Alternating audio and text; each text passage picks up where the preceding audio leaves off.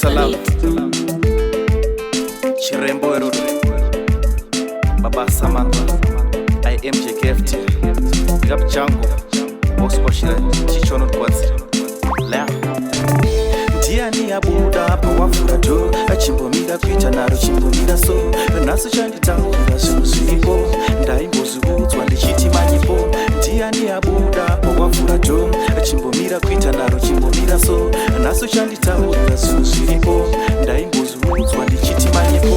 waimbondiona kunge ndakapata manje kumba kwenyu naso chanovata mukadzi werudzi asingagoni kuzvibata zvese ndinokupa hapana chinoshota kunorira shuwa nasozondigura kana uri muswe iwo unogura ingakumba kwenyu mari ndakabvisa nasiwo ndiitira zvinosina basa ndiani abuda apa wafura do achimbomira kuita naro chimbomira so naso chanditaura zvinhu zviripo ndaimbozuudzwa ndichiti manyipo ndiani abuda apa wafura do achimbomira kuita naro chimbomira so naso chanditaura zvinhu zviripo ndaimbozuudzwa ndichiti manyipo apande mutora ndati munhu aripo izvo mumwoyo mune rimire moto kutaura kuno itori hondo apa ndakazvisa muchoto anotaura zvinocheka kungereza kana pamba pacho ndakutomuzeza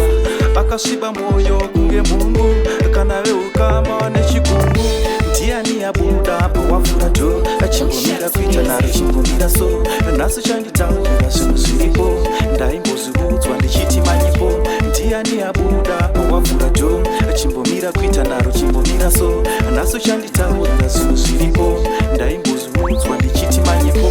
waimbondiona kunge ndakapata manje kumba kwenyu naso chanovata mukadzi werudzi asingagoni kuzvibata zvese ndinokupa hapana chinoshota kunorira shuwa nasozondigura kana uri muswe iwo unogura ingakumba kwenyu mari ndakabvisa nasiwo ndiitira zvinosina basa ndiani abuda apa wafura do achimbomira kuita naro chimbomira so